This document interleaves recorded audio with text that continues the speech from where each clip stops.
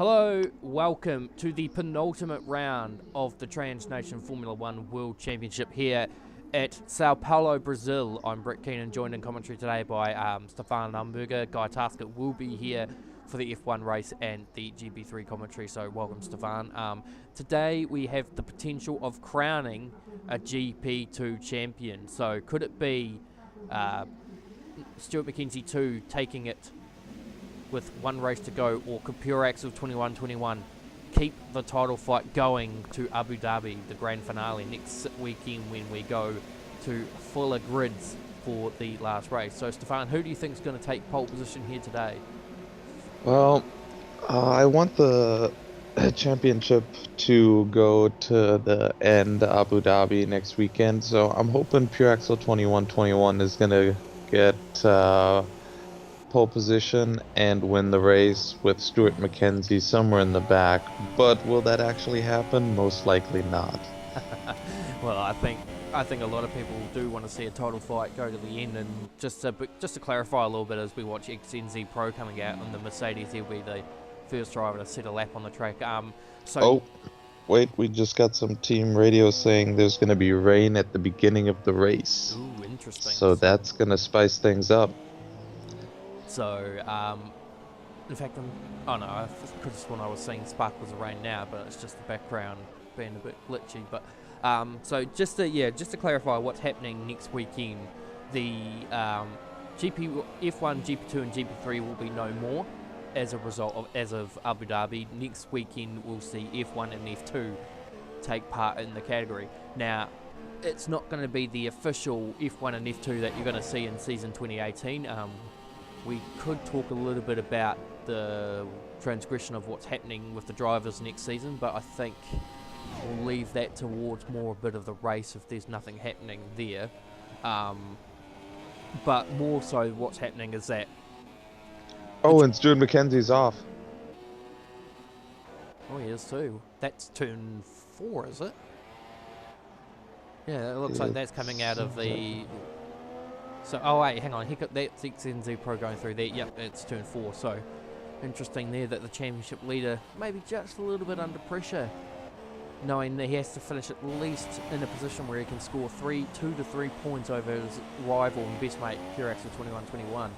So, that could be interesting to see how that plays out. But anyway, so all your drivers from GP2, well, the faster GP2 drivers and the F1 drivers will race the F1 category, which will be about an hour later than normal, than what you would expect. Of course, we don't operate live, so we can't really tell you what time it is. I mean, right now, currently, it's New Zealand Standard Time of 7 o'clock in the morning, so F1 will race an hour later than that. So for F1 drivers who usually race at about 10 o'clock in the morning, New Zealand Standard Time, it's a nice early reprieve for the European side at least, not so much the Australian. So any driver that can't find the time for F1 will go to F2. Their points will carry over to whatever category they are, and then, which will be interesting and I say it here because it'll be interesting if the title fight goes to Abu Dhabi next weekend, because Stuart McKenzie 2, Pure Axel 2121 will be going into the F1 category to go up against the likes of myself, Rapid Donkey 96. Ooh, contact there between XNZ Pro and one of the Haas's. I think that's Beardy. It is in fact Beardy. So Beardy being a little bit cheeky on the on his outlap, holding up XNZ Pro, and I'm sure that he won't be too pleased about that. But given XNZ Pro is an invitational, it won't really harbour too much impact on anything as it stands. But these two will probably race in F2 next weekend, so there could be a bit of interesting there. So XNZ Pro actually aborts a lap. I wonder if he felt like he wasn't going to do a good time. In fact, Table Clan's done a 1:9.2, which is not too bad for a first standing. Pure Axel. Oh no, he didn't improve. No. Interesting. So sorry, but while you were talking earlier, Stuart McKenzie too got in Pure Axel 2121's way during his qualifying time. That's why I was expecting him to improve. But he may have made a mistake. Well, in saying that, because while Stuart McKenzie too might have done that in a possibility of offsetting his rival, it's done nothing for him at the moment because he still sits P8 without a time. Yeah, he came back in the pits after his mistake during the outlap, so he's gonna have 2, maybe 3 chances, depending on how many laps he wants to put on those tires. Yeah, so here comes Beardy. He's going to set a time now, and it should be pretty good actually. It's a 1099, so that's not too bad. It puts him ahead of Sarah, his teammate, but more crucially, it puts him behind Kart 1979. Now, actually, I didn't mention it, but we see the return of Bet715 into the championship. Of course, he is back for season 2018 in the F1. His brother Ian Betts will be in the F2 category. So the way the things are playing out at the moment is that sorry, I just got a bit sidetracked there for a second. So he's come back for a race. He's trying no assist, much like his cousin is. So for Kart 1979 to be on a 198.8 with no assists, that's not too bad. And Betts with a 110 flat isn't too bad either. Yeah, these times are all very good. They're all very close to each other too. Although surprisingly, I would say Inverche being in 7th with a 110.5 is actually quite surprising to say the least. Usually these kind of he usually suits these kind of circuits, and it is in some small regards a home Grand Prix for him.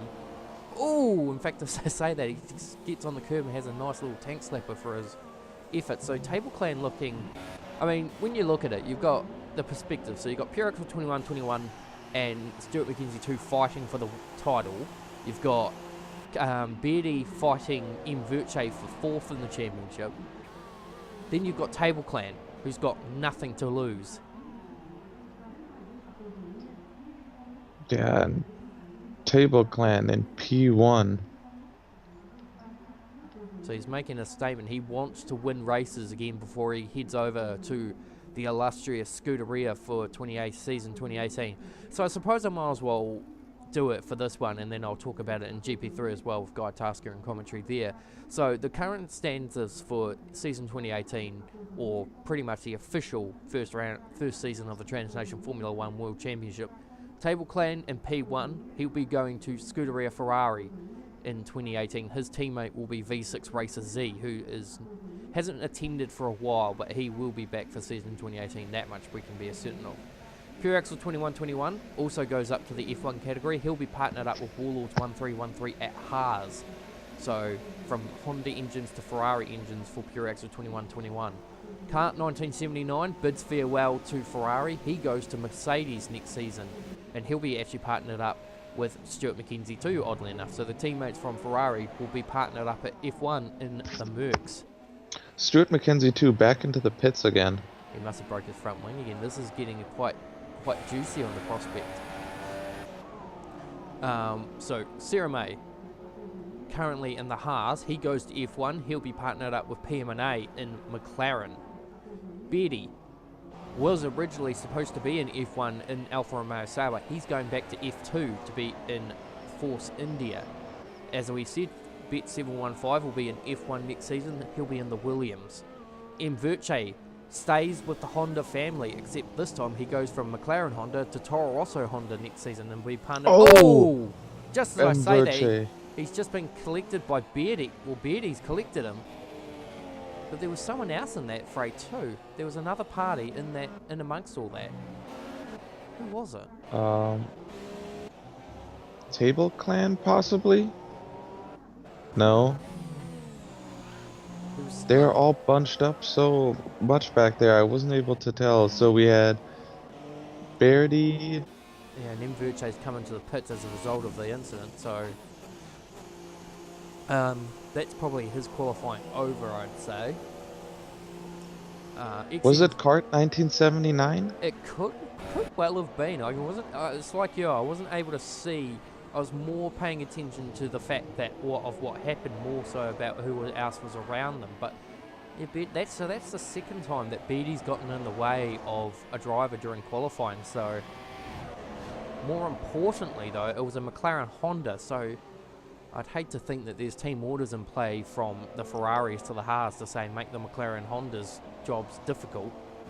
Now, here comes... Well, this was just interesting too that Kart 1979 gave Verdi a slipstream for both the straights and then moved off to the side, and now Verdi's doing his lap So that's... with no interruption from Kart 1979. So there is a bit of team play going on between the two teams, so that's quite... As long as it's not interfering with the actual championship battle itself, I don't see there being too many dramas. But again, because we saw this in USA, and it was confirmed by Verdi that there was team orders in play that from Ferrari to Haas to make everyone else's races difficult after Stuart McKenzie 2 took the lead of the race. So there is a bit of fun. And Verdi pulls off to the side after crossing the line. Yeah, because he'll be Nope. now waiting for... Verdi retired from the session. Yeah, Kart was too far away if they were playing that game. So Betts has now moved up to P4 with a 109.8. So that's not too bad for him. Stuart McKenzie 2 isn't coming out of the pits. He's going to start at the back. What is going on here? I wonder if... Is there any team radio, I wonder, on his end? Because this is quite a controversial moment. Is he willingly allowing himself to...